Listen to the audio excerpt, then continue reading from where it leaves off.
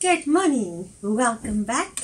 Let me just move myself. There's a blank underneath my back there and it's very uncomfortable.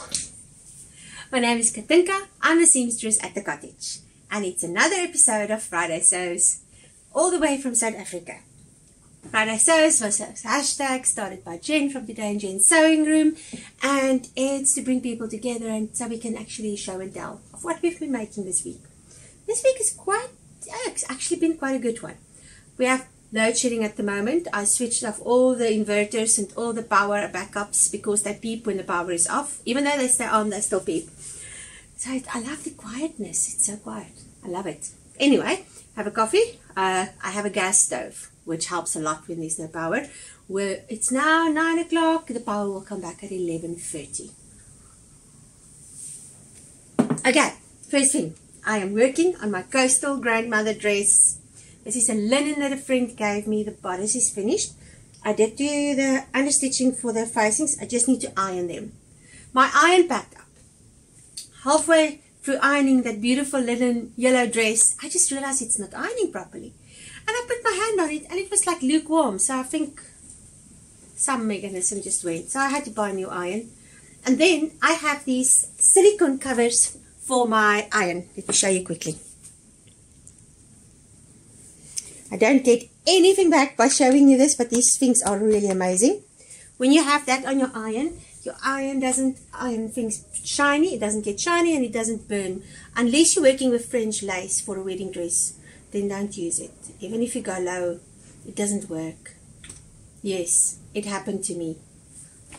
Such expensive lace. Luckily I could save it, but don't do that.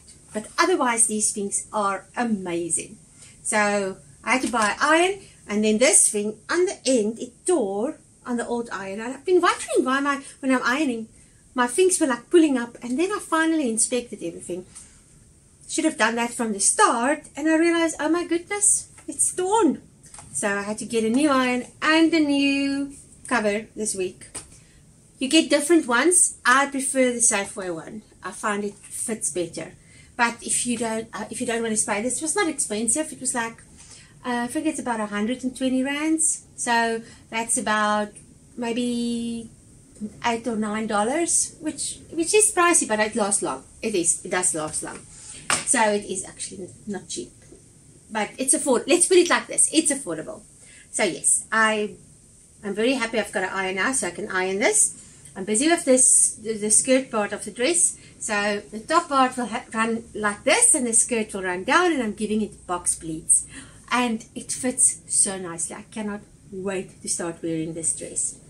And then I showed you the table of the shelf covers that my friend gave me.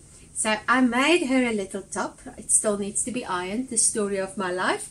I literally took the whole piece, gave it some little pin tucks, used some of the lace on the shoulders at the top and on the sleeve, and then that was the bottom piece of the piece of fabric, and I gave it a little dart in the back, and that's the top. And she hasn't seen it yet, but I'm sure she will love it. Poor thing, she got COVID and she's man down this week. Actually, she's been man down last week as well, her and her poor husband. And I only found out on Monday. I was kind of like, no, was it Thursday? Thursday, I think I found out. But I was like, why don't you tell me I could help you? And she's like, I don't need help. I just need to feel better. So they're on the mend, luckily. But they had it quite bad. Not bad enough to go to the doctor, just bad enough where you wish you would not be alive anymore just because you feel so horrible. But they're fine now. Then I made myself some pajama pants. There's a video up about the pajama pant process and how I made them. It's a piece of fabric that my friend sent me from America, and I really, really love it. It's got like antler horns and a skull. I think it's a bison skull and some feathers. I thought there were arrows on it, but there's not. But I just love it. I think it's so pretty. So I've got pajama pants now. I just washed them today, so they're still actually wet. I need to go and put them on the line. But yes, I've got pajama pants, and I'm now busy with the top for it. So the top's just going to be a plain strappy top, and it's in a cotton, and it's going to be to about just 4 fingers above my knee, so I can wear it with or without the pants. I'm planning some traveling in the near future, and then I will need some decent pajamas. Then I finished knitting the collar on this jersey. You still can't see properly because I still need to stick under the arm.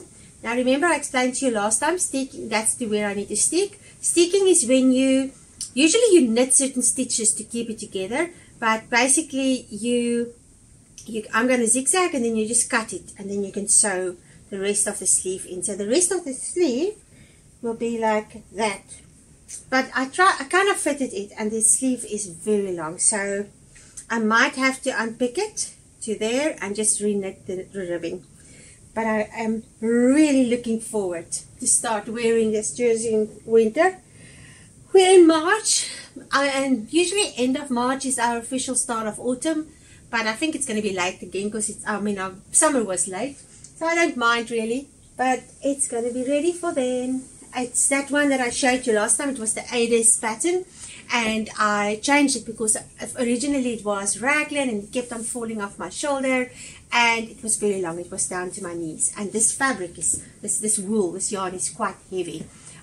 This is about 1.3 kilos of yarn here, so it's a heavy cardigan, and then it was just pulling, so I had to change it. So it's shorter now. It comes to just over the waterline, and it works like a charm.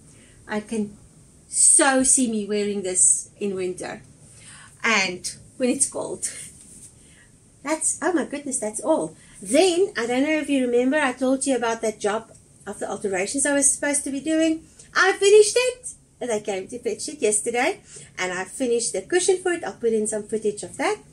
I finally did this cushion. I had to make it with a zip at the top and just line it because of the embroidery and make a custom inner.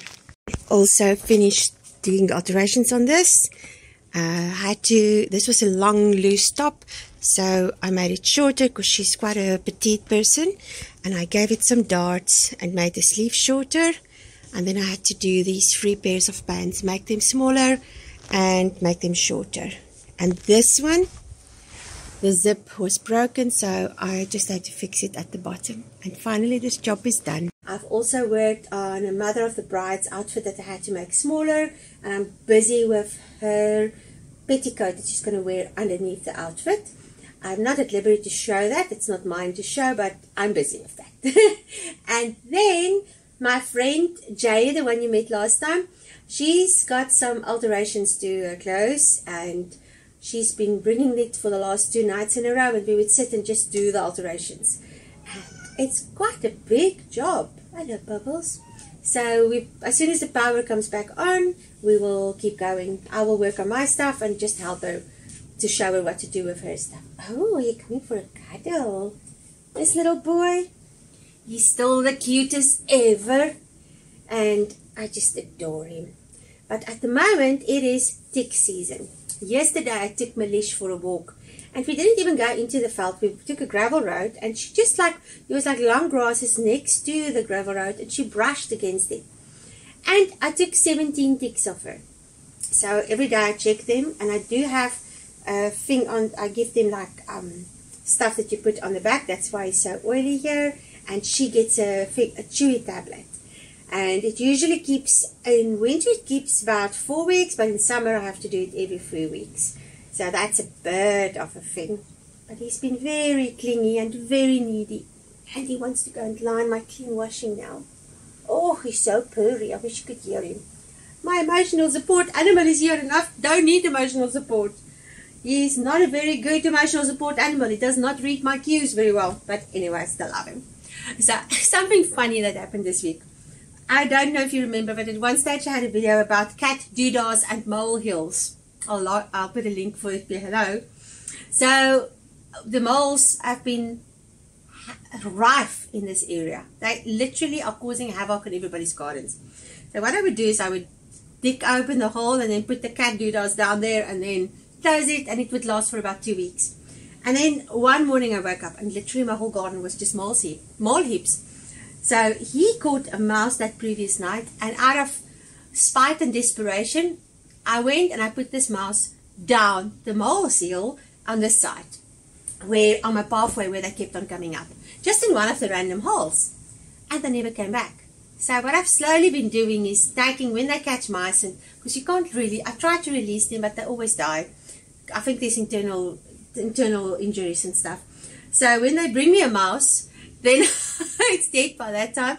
Then I take it and I go and put it down. A new, you can see where the tunnels go. So new, I call them city of molehills. So I take the main one and I put it down.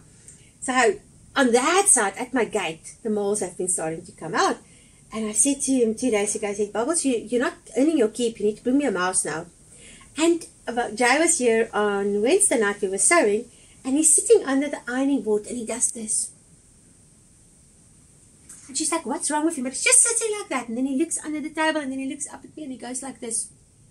But it's so cute. I mean, it's adorable. You want to eat him up. So anyway, he's sitting under the ironing board and I said to Jay, there's a mouse. So my crates with stuff in under my cutting out table, we start moving them out. And as we move out the last one, there's this little mouse dead. And he played it into there. And he was like, see, Mom, you told me to. So, of course, I went and I buried it in one of the mole zips. But I was so impressed. He actually listened. So, that's my things for the week. I know it's just random today. But I always love taking little moments of time to just spend with you and just catch up. There's been some beautiful comments of some beautiful people. I really appreciate your comments. I can't tell you how much I appreciate it. My mission on this channel is to be upbeat. And yes, sometimes there's things that happen that's really not fun and hard and whatever. But I really strive to have upbeat content here. Because you obviously, we all have our own problems and we're all going through stuff. And yes, I want you to have a haven when you come here. So I was having quite a hectic week and quite a lot of things that's going on. And there was these beautiful comments just when I needed it. And I thought, it's so awesome to have this community and people that will just randomly come and say, I've never commented, but I want you to know you really are like a sunbeam in my life when I feel down. And that really blessed me. So thank you for each of you. And thank you for those of you who've supported me on my coffee account. I really appreciate it. My coffee account, I need to buy my website. I want to go over to Squarespace. So I used to have a website, but it would be like this. Every 4 months I would get a bill and it got really expensive. So I closed my website. I kept my domain name, but I would love to open a Squarespace account. And because I love writing, even though I can't spell, so I call it creative spelling. But I am almost there. I'm like a third of the way there to pay for that for the year. So thank you for your contributions. That's really such a blessing. That's all for today. Oh, he's kissing. Bubbles and I am saying goodbye. Really appreciate you coming along. And I hope you have a wonderful weekend and lots of sewing. And I'll see you in the next one. Goodbye.